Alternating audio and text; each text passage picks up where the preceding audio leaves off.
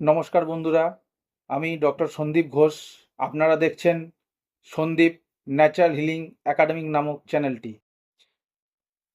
আমি আজকে যে বিষয়টা নিয়ে আলোচনা করব সেটা হলো কি কি কারণে আমাদের পা ফোলে। প্রধানত 5টি কারণে আমাদের পা ফোলে। প্রথমত, হার্ট ভালোভাবে যদি কাজ না করে তাহলে আমাদের পা ফোলে। দ্বিতীয়ত, লিভার থেকে ঠিক মতন অ্যালবুমিন প্রোডাকশন না হলে, অর্থাৎ লো অ্যালবুমিনের কারণে আমাদের পা ফোলে। তৃতীয়ত, কিডনি যদি ঠিক মতন কাজ না করে, অর্থাৎ কিডনির কাজ হলো এক্সক্রিয়েট করা, অর্থাৎ শরীর থেকে দূষিত যে বজ্র পদার্থ বা জল আছে সেটাকে বের করে দেওয়া।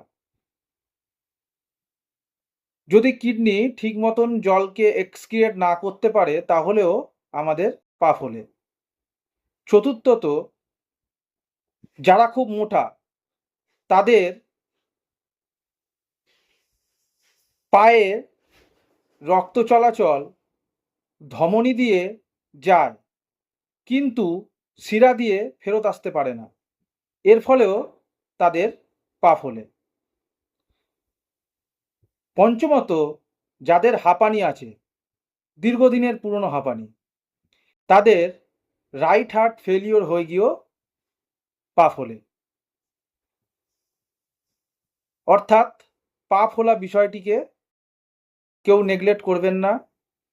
যদি কারোর পা ফোলে তাহলে অবশ্যই সুচিকিৎসকের পরামর্শ নিন।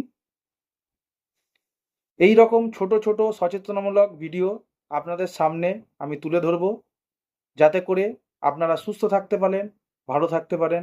নমস্কার।